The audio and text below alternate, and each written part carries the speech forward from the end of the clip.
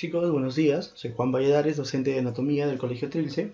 Y en esta oportunidad vamos a desarrollar los contenidos correspondientes a la semana 2 de nuestro curso de anatomía, la primera unidad.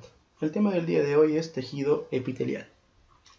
Para empezar, vamos a observar la imagen que te presento a continuación, ¿sí? Y quiero que intentes responder 4 preguntas muy puntuales y muy simples, ¿no? Primero, observa detenidamente, analiza la imagen que está ahí en la pantalla y dime si logran identificar algún tejido fundamental del ser humano.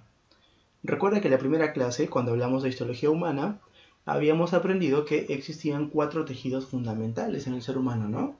Te los voy a mencionar después. Quiero ver qué tanto recuerdas, ¿sí? Una vez que identificas el tejido que está representado en la imagen, quiero que me digas, o que me digan, cuál es la principal función de ese tejido en nuestro cuerpo humano, ¿sí? ¿Cuál es la importancia de ese tejido? Y si debemos tener algunos cuidados especiales con este tejido para mantenerlo en óptimas condiciones, ¿ya? Si gustas, puedes pausar un par de minutos el video, respondes estas preguntas y luego le das play nuevamente y continuamos. Si es que tienes dificultades para poder responderlas, no te preocupes, que a lo largo de nuestra clase vamos a disipar todas las dudas que tú tengas. Así que al finalizar nuestra clase del día de hoy, tú vas a poder responder esto con claridad. Muy bien, tejido epitelial. Para recordarte un poquito, ¿no? Un tejido es el conjunto, es la colección de células que tienen una función en común, que tienen un origen en común, también eso es importante, ya lo vamos a ver, ¿sí?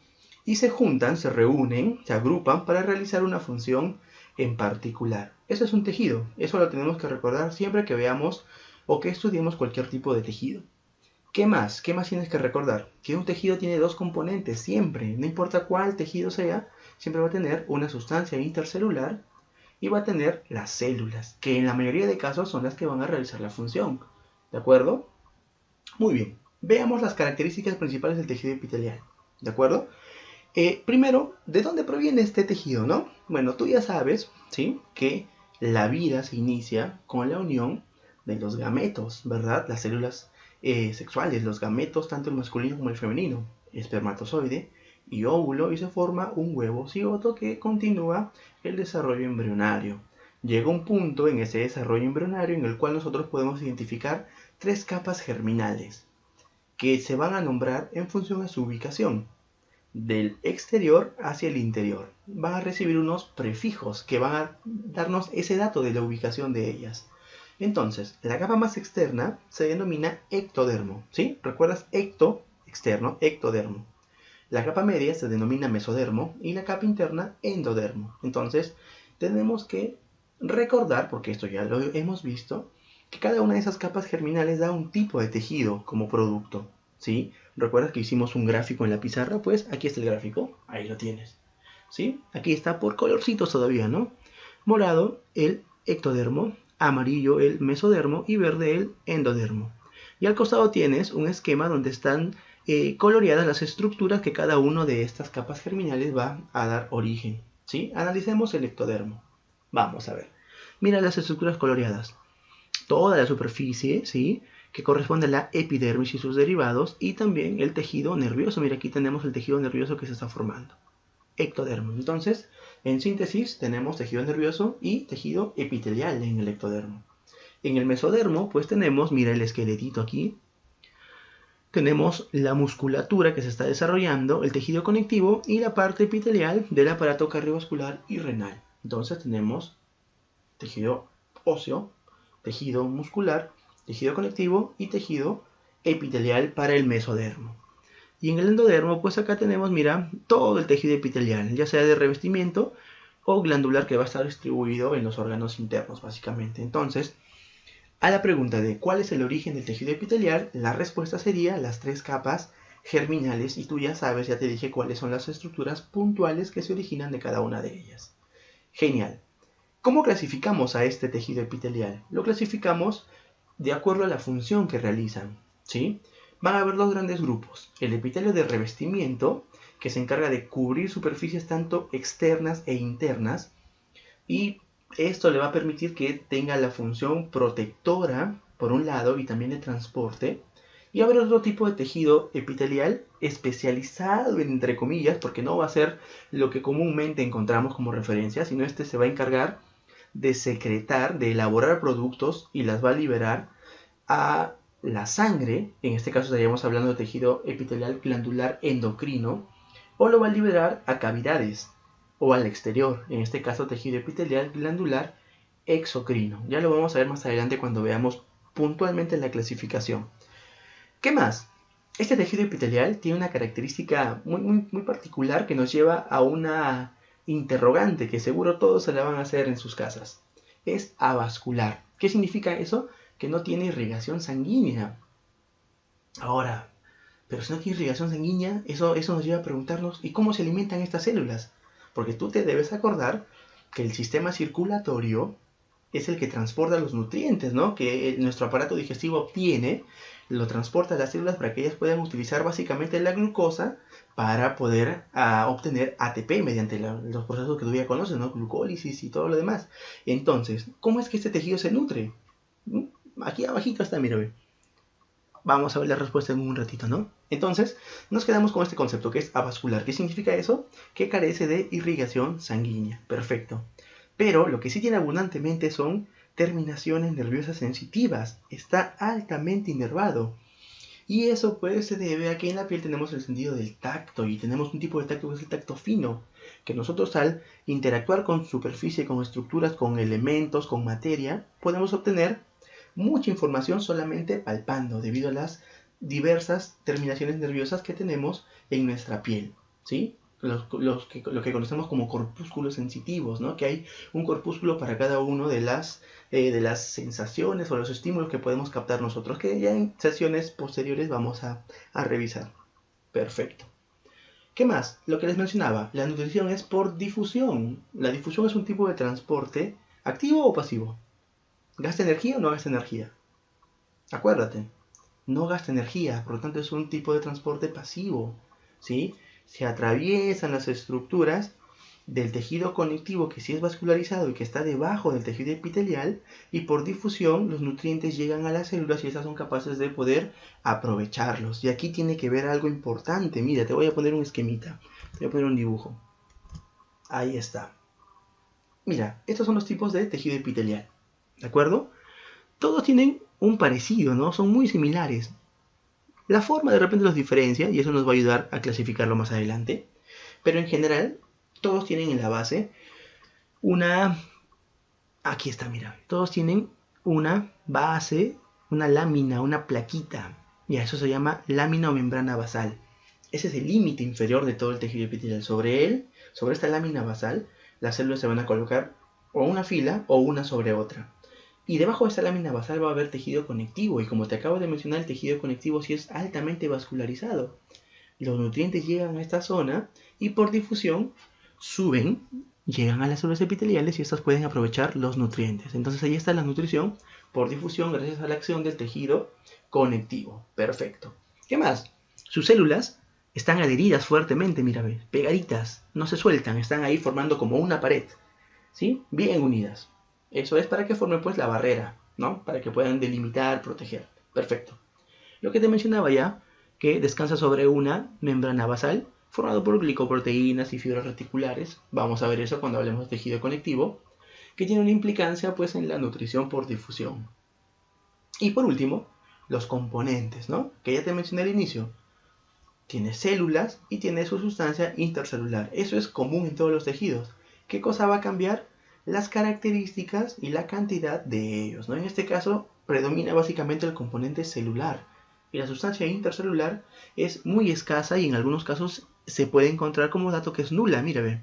No hay espacio lleno de sustancia intercelular entre las células, están fuertemente unidas, pegaditas, ¿sí? Y en cuanto a las células, ¿cómo es la forma? Es geométrica, plana, cuadrada, cilíndrica, ¿no? Cúbico. Entonces, esa es la forma típica de una célula epitelial, tiene formas geométricas. Y lo que es importante, y te mencioné, que se reproduce constantemente. Acuérdate, la clase anterior habíamos visto dos conceptos antagónicos, ¿no? La capacidad para realizar bastantes funciones versus la capacidad de diferenciación. Y de forma implícita en la primera estaba la capacidad de regeneración. Entonces, mientras menos diferenciado sea un tejido, se puede regenerar de forma más rápida. Y el tejido epitelial es un tejido poco diferenciado. Entonces, su capacidad de reproducción es muy elevada. Su regeneración es constante. Nuestra piel, en menos de 3 meses ya hemos cambiado de nuestras células epiteliales. ¿Sí? ¿Por qué es necesario esto? Tenemos el ejemplo de la piel, ¿no? Tu piel es la primera barrera que tienes de protección tú. Sales a la calle, bacterias, virus, toxinas, elementos contaminantes, esporas de hongos se van a posicionar sobre tu piel. Y tu piel va a ser la barrera que va a evitar que éstas puedan ingresar. Pero eso daña a las células epiteliales. Entonces es necesario que estén constantemente regenerándose y cambiándose la piel. Esas células que van a morir por el contacto con esas sustancias tóxicas nocivas van a eliminarse constantemente, la piel se regenera y tú vas a cambiar de piel. ¿De acuerdo? Es por eso que si es que hay una herida, ¿tú qué haces? La desinfectas y la cubres. Porque una herida es una puerta abierta para que todos esos elementos nocivos puedan ingresar a nuestro cuerpo y puedan generar alteraciones, inflamación o alguna enfermedad, ¿no? Entonces, es importante. Ahí están las características del tejido epitelial. Ahora, aquí había un cuadrito que era el resumen del final de la clase anterior. ¿Recuerdas? Yo te mencioné que existían solo 4 tejidos fundamentales: epitelial, conectivo, muscular y nervioso. Sin embargo, estos se pueden subdividir. Ya que tenemos los ejemplos, ¿no? Por ejemplo, el epitelial en 2, ¿no? Revestimiento y cubierta, que lo acabamos de ver. Y por otro lado el glandular. Y así, el conectivo también, laxo, denso, adiposo, óseo, etc, etc, etc. Pero todos estos no son los tejidos fundamentales. Los tejidos fundamentales, por si acaso te pregunten en el examen, son solamente estos 4. Los demás no son fundamentales. Los demás son subdivisiones de estos 4 tejidos fundamentales. Perfecto.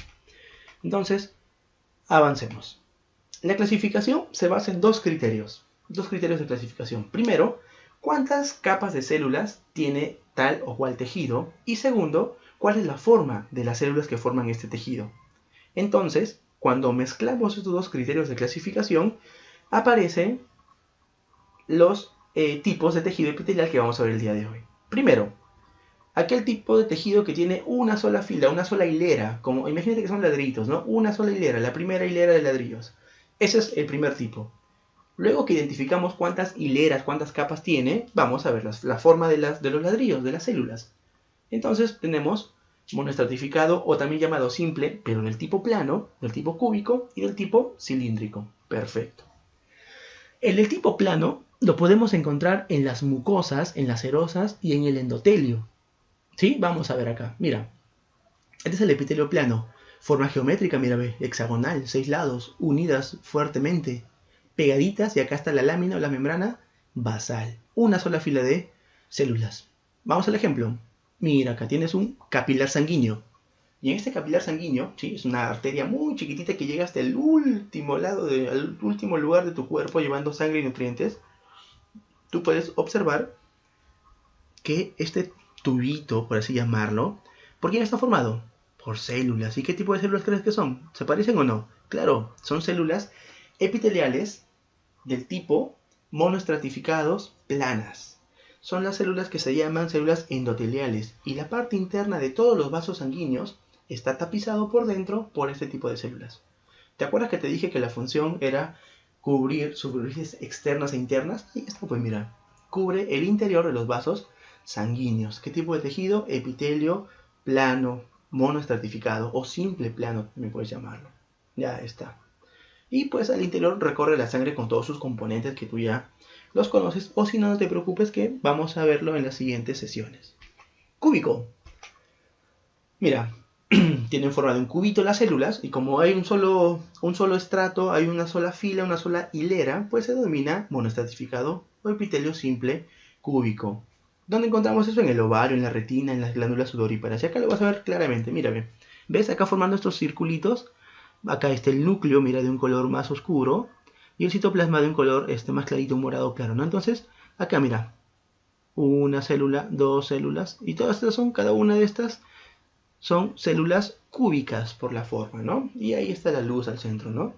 Entonces, eso es un epitelio simple cúbico. Es sencillo de reconocerlo, mira. Y el cilíndrico, aquí está, ¿no? Las células son de forma cilíndrica, son más altas. En el caso del cúbico eran, tanto el ancho como el alto eran de medidas muy similares. En cambio aquí son más altas que anchas las células, pero mantienen las mismas características, ¿no? Están unidas unas con otras, ahí tienen sus núcleos casi al mismo nivel y tienen su lámina basal. Entonces vamos a ver los tipos, ¿no? Ciliado. Los cilios van a ser modificaciones de la parte superior, de la parte apical de las células, donde el citoplasma pues va a tomar una forma característica, ¿no? Y van a crecer como pelitos, como cilios. Bueno, el nombre adecuado son cilios, ¿no? Son prolongaciones en la parte apical. ¿Qué va a ocurrir? Son como deditos, ¿sí? Que van a permitir que en esta zona haya un tránsito de elementos. Se van a mover sincronizados y van a permitir que puedan pasar por aquí, moverse. Imagínate que hay una pelotita, ¿no? Como la gente en un concierto. ¿Sí? Todos levantan la mano y lanzan pelotitas. Y conforme mueven las manos, la pelotita se va moviendo. Igualito. Y mira dónde lo encontramos. Trompa de falopio útero. ¿Y qué hace la trompa de falopio? ¿Acaso no recibe el óvulo? Luego, cuando ocurre en el día 14 aproximadamente del ciclo menstrual, hay la liberación del ovocito. Y las fimbrias de la trompa de falopio captan el ovocito y sigue su recorrido, ¿no? Tercio externo, tercio medio, tercio interno. ¿Nunca te preguntaste cómo es que viajaba el ovocito por esta zona? Aquí está la respuesta. El epitelio de la trompa de falopio es un epitelio del tipo cilíndrico ciliado. Entonces, esos cilios generan que se pueda desplazar el ovocito. Ya está. El no ciliado, que sería el común en el tracto gastrointestinal, un epitelio cilíndrico simple, ¿sí? Y tenemos el estriado, o con chapa, con cilios, ¿no? Estriado, epitelio ciliado. Y la función principal que tienes que acordarte aquí es la producción de moco, ¿no? Y que tiene que ver también con la absorción en el intestino delgado, en los enterocitos. Igual tienen sus microvellosidades, también sus cilios, aumenta la superficie de absorción, pero la principal característica de este tipo de epitelio chapa estriado es que tiene que ver con la producción de moco. Listo, avanzamos. Ahí está, mira, tienes una vellosidad y si hacemos un zoom aquí, mira, tienes las microvellosidades y acá están los enterocitos, ¿no? Las células del intestino, células epiteliales. Mira, la forma es cilíndrica, núcleos al mismo nivel y acá están las microvellosidades. Eso está cubierto de moquito también, ¿no? Porque esta es la característica de ese tipo de tejido epitelial. Avanzamos.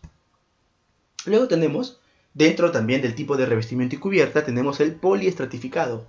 El anterior era monoestratificado, o sea, una sola fila, una sola hilera. En este caso, cuando hablamos del poliestratificado, ya estamos frente a un epitelio con varias capas, ¿sí? Y al tener varias capas, pues resiste la fricción y el estiramiento, ¿no? Acá, mira, ve, lámina basal, igual como en todos, y tiene varias capas de células, ¿no? Entonces, aquí tenemos tres tipos, vamos a ver. Primero, el poliestratificado, pero formado por células planas, ¿sí? Y se divide en dos, el no queratinizado y el queratinizado. Vamos a ver. Primero, este de aquí es el no queratinizado. Mira, tú te das cuenta, ¿no? Que hay un montón de células planas una sobre otra en esta zona, ¿no? Este es el epitelio, una sobre otra. Y acá tienes la membrana basal. Esta laminita de acá, la membrana basal. Y acá tienes lo que te mencioné, el tejido conectivo que vamos a estudiar la siguiente sesión. Entonces, céntrate acá en la parte superior. Epitelio plano, fila tras fila, fila, fila, fila, fila y fila. ¿Dónde encontramos este tipo de epitelio? En las superficies húmedas, por ejemplo, boca y lengua. Toda tu cavidad oral, boca y lengua, está formada o posee tejido epitelial del tipo poliestratificado, plano, pero no queratinizado. Y vas a ver cuál es la diferencia, mira, acá. Date cuenta, mira, hasta aquí todo bien, ¿no? O sea, es epitelio plano poliestratificado, pero en la parte superior tenemos estrato queratinizado, células muertas. La queratina es una proteína que tú también la tienes en el pelo, en las uñas, pero en algunos casos se deposita una capa de queratina sobre este epitelio. ¿Para qué? Para impermeabilizar la piel. Aquí está. Esto evita que puedas perder, por ejemplo, humedad, ¿sí? La impermeabiliza, ¿de acuerdo? Entonces también tiene su utilidad. ¿Dónde encontramos eso? Pues en las partes de la piel que tienen bastante contacto, ¿no? Por ejemplo, en algunas partes de la mano, pies, ahí tenemos estrato queratinizado. Pero hay componentes similares, ¿no? Por ejemplo, la lámina basal y tenemos también el tejido conectivo. Aquí abajo, siempre yo te dije, ¿no? Es constante porque este tipo de tejido conectivo a través de la lámina basal va a generar o va a ser posible que el tejido epitelial pueda nutrirse por difusión simple. Ahora, aquel que está formado por epitelio poliestratificado pero con células cúbicas, ¿sí? Propio de la uretra masculina, conducto de la glándula sudorípara, ahí encontramos eso, y acá tienes, ¿no? Mira, células claramente tú las puedes diferenciar, no hay forma de que te confundas, ¿no? Son cubitos, pero a diferencia de el plano simple, ¿sí? El simple cúbico, perdón, aquí hay una, dos, tres capitas, entonces ya son varios estratos, se denomina poliestratificado cúbico. ¿Qué más tenemos? El cilíndrico, igual, ¿no? Células de varias capas, pero en forma cilíndrica. Lo encontramos en el conducto excretor de glándulas. Y acá está, mira, células muy altas, delgadas, que tienen varios núcleos, ¿sí? Porque son varias capas de células que están una sobre otra. Ahora, hay otros dos tipos que tenemos, el polimorfo o de transición. Polivarias morfoforma. Entonces va a ser un tipo de tejido que de acuerdo a la situación fisiológica que esta estructura que lo posee tenga, va a cambiar de forma. Por ejemplo, el claro ejemplo, el más ilustrativo es el de la vejiga. Cuando la vejiga está vacía, las células se denominan células globosas o de Dögel. O sea, mira, parecen cúbicas, ¿no? Pero cuando la vejiga está llena y se ha distendido, estas células cambian su forma y aparecen como células aplanadas. Entonces, esa transición entre forma y forma en función a una vejiga llena o una vejiga vacía se denomina o hace que se denomine como epitelio polimorfo o de transición. Listo. Y por último, hay un pseudoestratificado. El prefijo pseudo nos dice que es falso, ¿no? O sea, que aparenta. ¿No? Aparenta ser un tipo de tejido, pero en realidad si lo observas con detenimiento, no. Y en este caso, el pseudoestratificado, si tú lo ves a simple vista, daría la sensación de que es un tejido formado por varias capas de células, porque los núcleos no están al mismo nivel. Pero si observas con detenimiento, te vas a dar cuenta que todas las células tienen su origen en la lámina basal. Todas llegan a la lámina basal. Ninguna está sobre otra célula. Entonces, es un epitelio pseudoestratificado, porque aparenta ser poliestratificado, pero en realidad no lo es.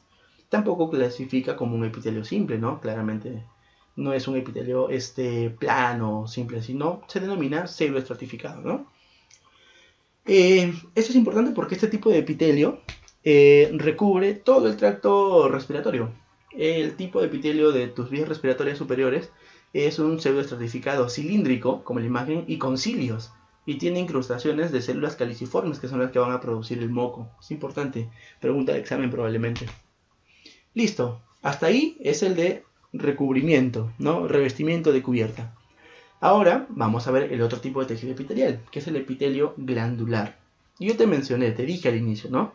Que un epitelio glandular es un tejido epitelial un poquito especial que tiene la capacidad de sintetizar productos de secreción y se va a clasificar de acuerdo al lugar en el cual esta glándula va a liberar su producto de secreción.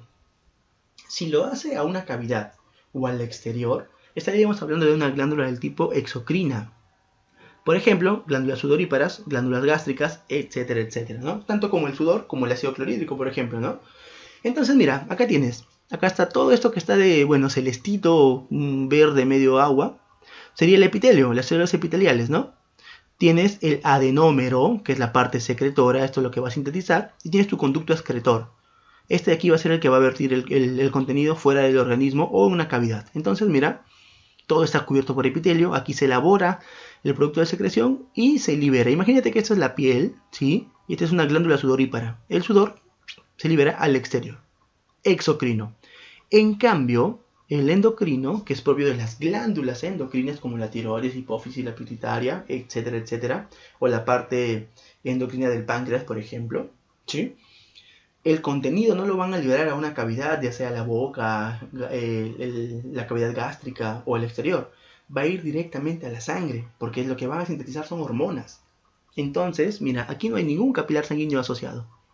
Aquí sí, esta estructura glandular formada por tejido epitelial está altamente vascularizada y tiene contacto directo con estos vasos sanguíneos. Entonces, el producto de secreción, lo que va a elaborar, la hormona que va a elaborar, va a ir directamente a la sangre y la sangre se va a encargar de transportarla por todo el cuerpo hasta los órganos blancos. El órgano blanco va a ser el órgano que va a reconocer a la hormona y va a generar una acción fisiológica. Entonces, ahí tienes tú la diferencia entre exocrino y endocrino.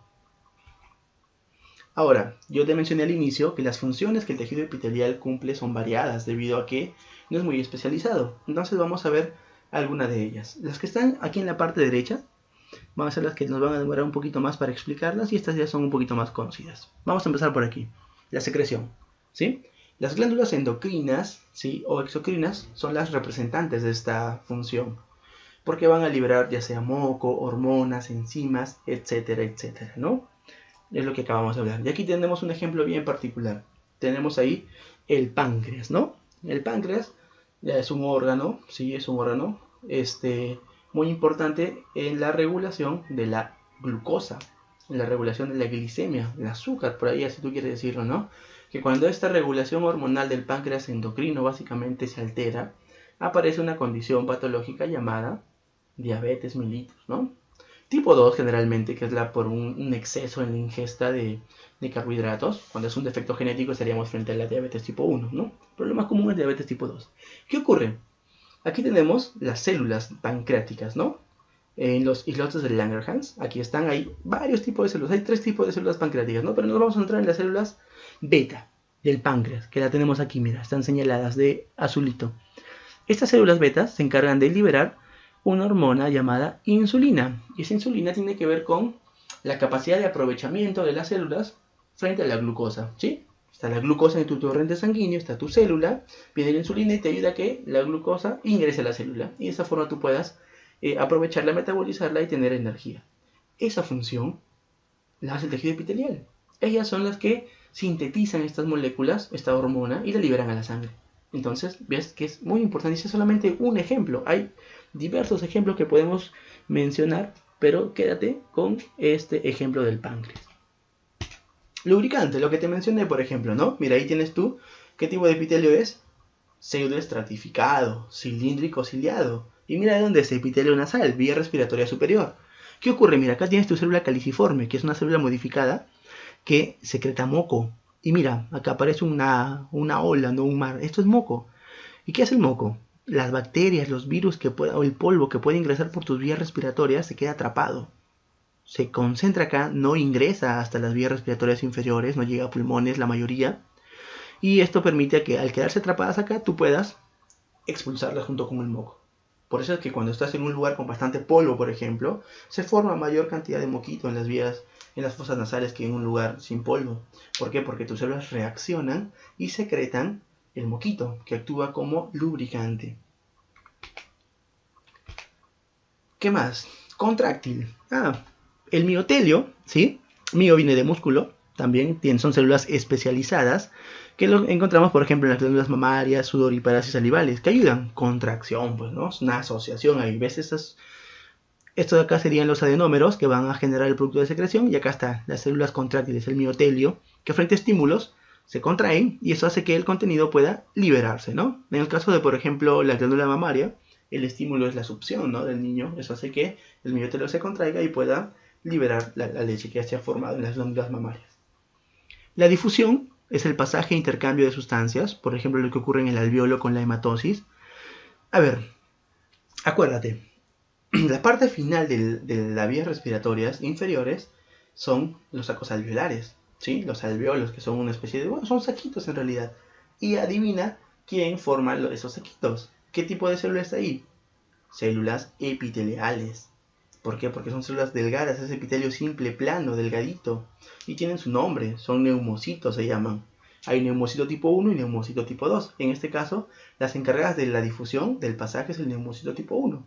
Ya cuando veamos sistema respiratorio vamos a hablar a fondo de eso. Pero vamos aquí con el esquemita. Mira, este es el alveolo y este es acá ves las células, son los neumocitos. A estas células tiene que atravesar tanto el oxígeno en sentido del exterior al interior y el CO2 del interior al exterior. ¿Por qué son estas células? Porque al ser células epiteliales simples, planas, el grosor, la superficie es delgadita, entonces los gases pueden atravesarla con facilidad. Imagínate que cae una célula ósea, no habría forma del intercambio de gases, ¿no? Entonces, la forma que tienen las células epiteliales, la estructura, su conformación, les ayuda a poder realizar esta función de difusión, en este caso difusión de gases, hematosis, entre los alvéolos y el torrente sanguíneo. Acá tienes un capilar. ¿Te acuerdas cómo se llamaba esta célula del endotelio? Célula endotelial. Ya te di la respuesta, ahí está. Entonces el oxígeno ingresa por diferencial. Hay más oxígeno en el exterior, entonces se mueve hacia el lugar de menor concentración. Hay un gradiente de concentración que se mueve en este lugar. Y aquí igualito, ¿no? Como hay mayor CO2 en la sangre que en el alvéolo, sigue su gradiente de concentración. Entonces de esa forma se da el intercambio gaseoso. Hematosis, difusión. Muy bien. ¿Qué más? Absorción, tubo digestivo, ya te dije, ¿no? Los enterocitos que aumentan la superficie de absorción. El intestino delgado tiene unas vellosidades. Si es rugoso, entonces el alimento digerido demora más en recorrer esas vellosidades y eso permite que haya más tiempo para poder absorber los nutrientes. Sensorial, ¿no? La recepción de sensaciones, de estímulos en la retina, en el olfato, los estímulos gustativos y auditivos, todos ellos están involucrados con receptores que son células epiteliales. Vamos a verlo más adelante cuando veamos sistema nervioso, vamos a estudiar cada uno de ellos, pero ya ve considerando que es tejido epitelial. Función germinativa, ya sabes que la producción de los gametos y maduración también, ¿no? En las gónadas, tanto ovarios como testículos. Y la protectora, que lo hemos venido hablando toda la clase, resistencia y cubierta, ¿no? Ejemplo claro, la piel. Entonces, como tú puedes ver, como ustedes pueden ver, las funciones del tejido epitelial son muy variadas, ¿de acuerdo? Vamos a ver. Te voy a plantear 6 preguntas y vamos a resolverlas de forma conjunta, ¿de acuerdo? A ver, vamos a ver la primera. A ver si recuerdas. ¿De qué capas germinales deriva el tejido epitelial? Lo hemos visto. Y para verlo tenemos que ir a nuestra diapo. A ver, vamos a ver. Ahí está. Listo. Responde, a ver. ¿Cuáles son las capas germinales? Listo. Vamos a ver. Siguiente pregunta. Vamos a avanzar.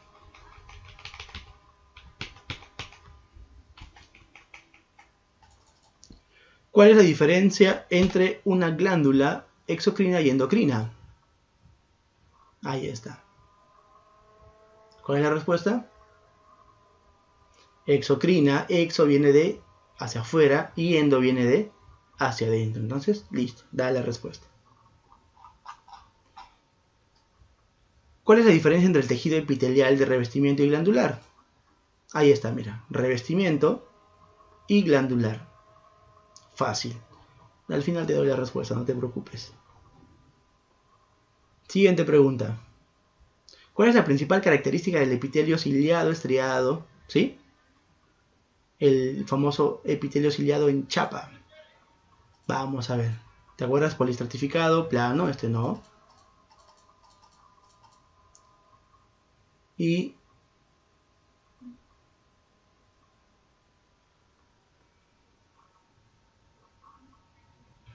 aquí está. Principal característica, producción de moco. Perfecto. Penúltima pregunta. ¿Por qué el tejido epitelial tiene una función germinal? Vamos, atrás nada más. Aquí está. Maduración de los gametos. Y la última, ¿por qué decimos que es avascular? Aquí está. ¿Te acuerdas? Carece de... Muy bien. Vamos a ver las respuestas entonces que tú mismo me has dado. Ahí está, ¿no? 3 capas germinales, ¿sí? Pregunta 2. ¿Por qué la glándula exocrina vierte su contenido a través de un conducto hacia el exterior o una cavidad, mientras que la endocrina lo hace directamente a la sangre, ¿no? Diferencia entre el tejido epitelial de revestimiento y el glandular. Porque el de revestimiento cubre superficies, mientras que el glandular produce sustancias como las hormonas, entre otros productos de secreción, como el sudor también puede ser, ¿no? Principal característica del epitelio ciliado o chapa estriado, la producción de moco. La función germinal del tejido epitelial, porque aquí está en las gónadas, en el ovario y el testículo, son formadoras de las células sexuales, de los gametos.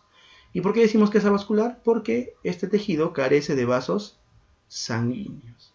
Muy bien, sé que has respondido todas las preguntas correctamente, así que eso sería todo. Estás listo para resolver tu práctica que ya estará subida en tu plataforma virtual.